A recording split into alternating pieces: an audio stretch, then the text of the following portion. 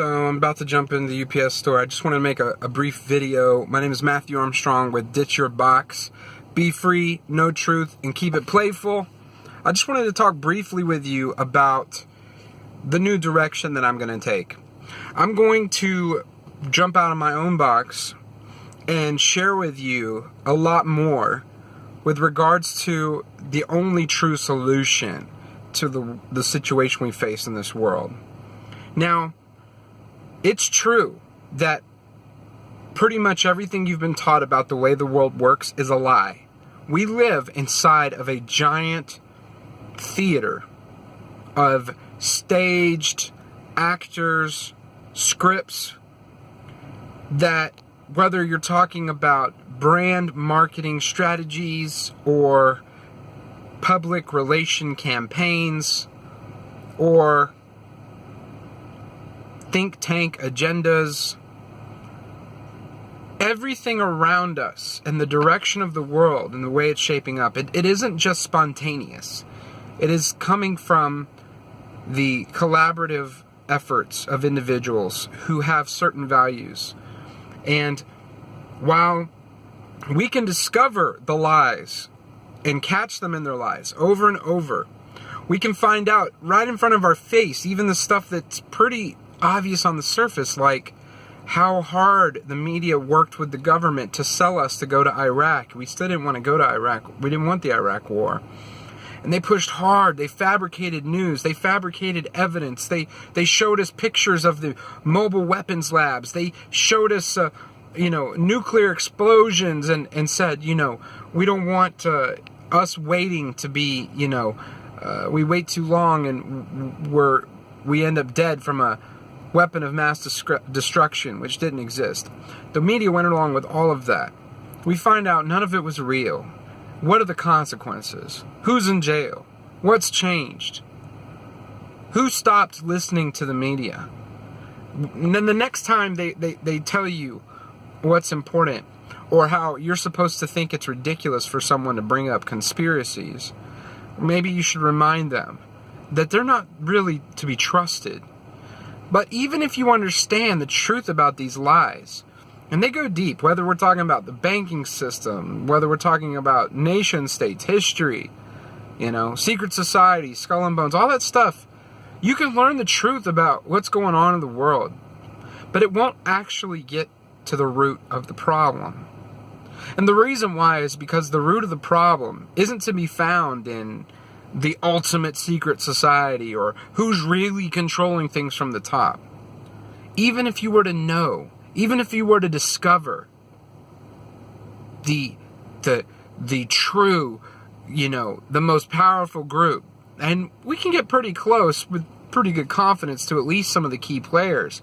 But imagine for a moment that you had found the truth of who was pulling all the strings, like it was actually one person, but just that's not the way it works, but just pretend like it was.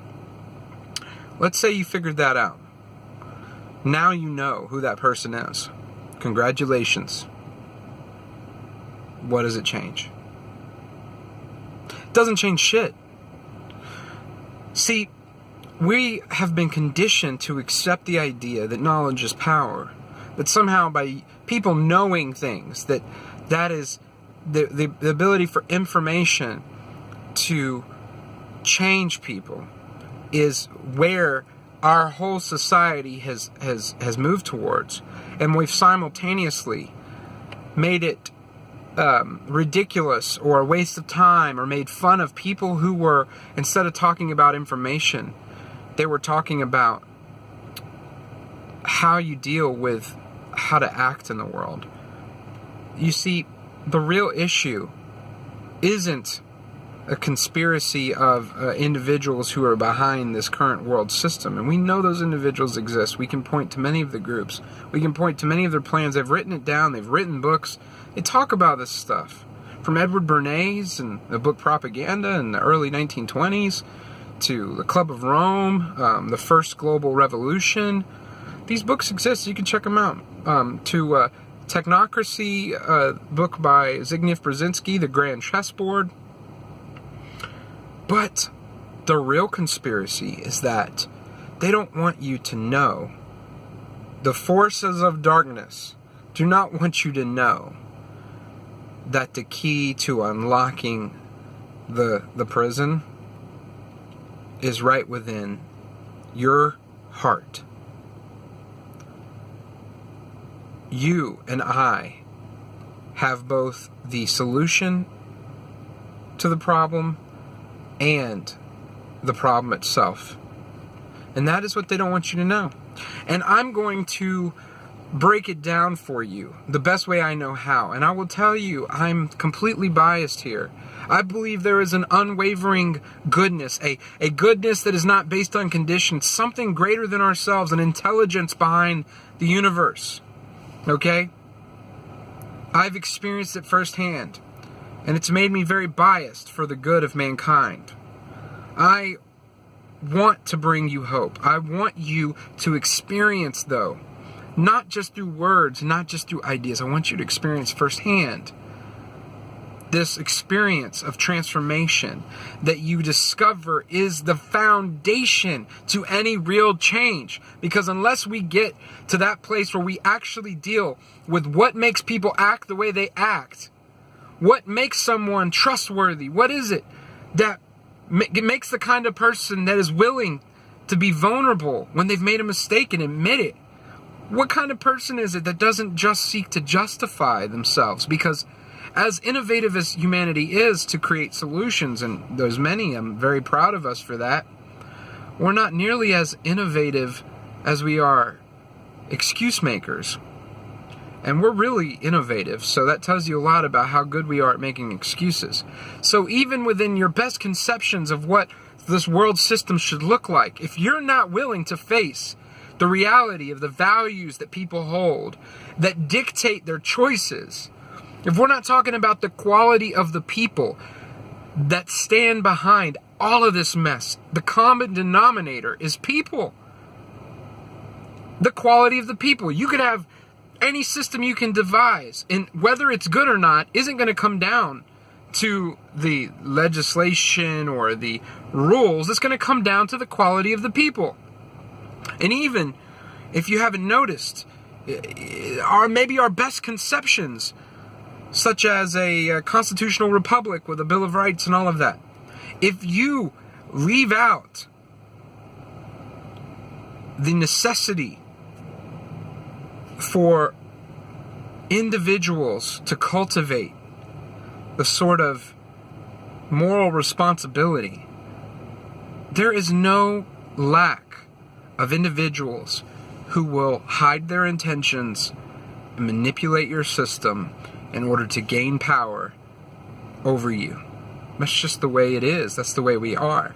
The question is that possible to change? Some people, nihilists, say no, it's just the way it is. There's no change in that. And many of you, I believe, are conditioned to think that. Because if you haven't had an experience that I'm talking about with this living hope, with this active presence that is actually pursuing you for your best, that there is an intelligence that is for your best, your good, your greatness, that actually is on our side, okay? If you haven't had an experience with that, and you learn about what's going on in the world, I can't imagine how you would handle it. I have a hard time with it, and I know there's hope. I can see why it buries people, or it makes them want to stick their head in the sand and say, you know what? Life would be a lot better if I just ignored all of this. But we can't ignore it. We need to face it. And I'm proud of those in the truth community and those that are part of exposing the lies and the corruption. We need you, but we also need this part. I'm just another part of the picture here. And I am pointing out a very important aspect that we have to come face to face with. And that is, unless people can change, there's really no hope. We need to focus on becoming the kind of people and discovering how we become the kind of people who deserve the future we dream of. Because if we can't do that, you're just rearranging the deck chairs on the Titanic. You're just creating a new game with new rules or conceptualizing an older game that you want to return to without realizing the game can never dictate the values of the players. And the only way I know that we can do this, that we can create the kind of people who are able to be the change we want to see in the world, it's not through coercion. It's not through manipulation. It can't be legislated. You can't legalize or legislate morality as some would like. It has to be organic. And it has to be something that's bigger than me and you.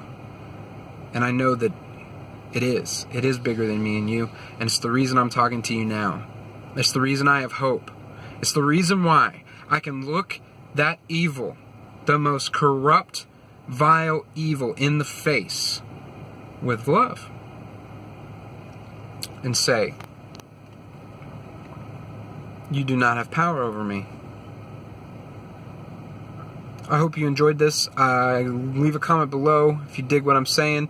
A lot more going to come from me about this. I'm going to be talking a lot about not only what's going on in the world, but how it always comes back to the truth of the matter. That is, people are both the problem and the solution.